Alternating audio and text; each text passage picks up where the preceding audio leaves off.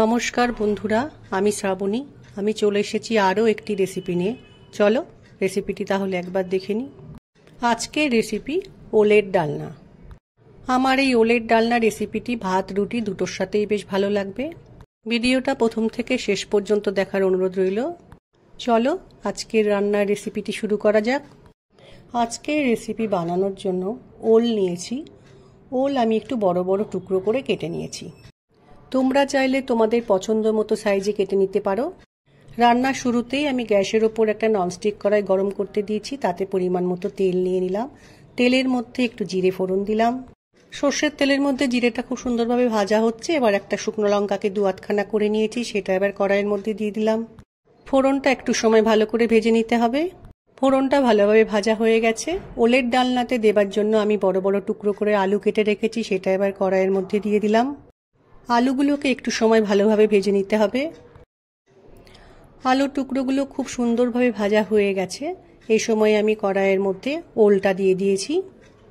আলুর মধ্যে ওলের টুকরোগুলো দেওয়ার পর ভালোভাবে মিশিয়ে নিতে হবে। এইবার আমি তরকারির মধ্যে পরিমাণ মতো নুন দিলাম, পরিমাণ মতো হলুদ গুঁড়ো দিলাম। নুন ও হলুদ গুঁড়োকে আলু ও ওলের সাথে খুব ভালোভাবে মিশিয়ে নেব। রান্নার মধ্যে নুন হলুদ ভালোভাবে মিশিয়ে নিয়ে একটু সময় রান্না করে নিয়েছি। এবার একটু জিরে গুঁড়ো দিলাম, একটু ধনে গুঁড়ো দিলাম ও ঝালের জন্য একটু লঙ্কা গুঁড়ো দিলাম। সমস্ত মশলাকে ভালো করে আলু ও ওলের মধ্যে মিশিয়ে নিয়ে একটু সময় কষিয়ে নেব। রান্নার মধ্যে মশলা সবসময় তোমরা তোমাদের রান্নার পরিমাণ মতো দেবে।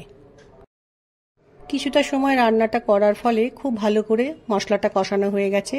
এবার একটু গরম জল করে রেখেছিলাম, সেটা তরকারির মধ্যে দিয়ে খুব ভালো করে মিশিয়ে নিলাম। তরকারির মধ্যে জল দিয়ে মিশিয়ে নেওয়ার পর তরকারিটা ফুটে উঠলে গ্যাসের ফ্লেমকে লো করে দিয়ে আমি তরকারিটা সেদ্ধ হতে দেব। মিনিট 10 তরকারিটা ফুটিয়ে নেওয়ার পর দেখো আলু ওল কত সুন্দর সেদ্ধ হয়ে গেছে। নিরামিষ তরকারি একটু মিষ্টি ভালো লাগে, সেজন্য অল্প পরিমাণ চিনি দিলাম। রান্নার মধ্যে আমি একটা ভাজা মশলা দেব, সেটা হচ্ছে গোটা জিরে, গোটা ধনে, গোটা মৌরি, একটা ছোট এলাচ একটু গরম করে গুঁড়ো করে নিয়েছি। সেটা ভালো করে এবার রান্নার মধ্যে মিশিয়ে দিলাম। রান্না আমার প্রায় শেষের দিকে, আর একটু ঝোলটা কমে গেলেই রান্নাটা আমার হয়ে যাবে। রান্নাটা আমার তৈরি হয়ে গেছে।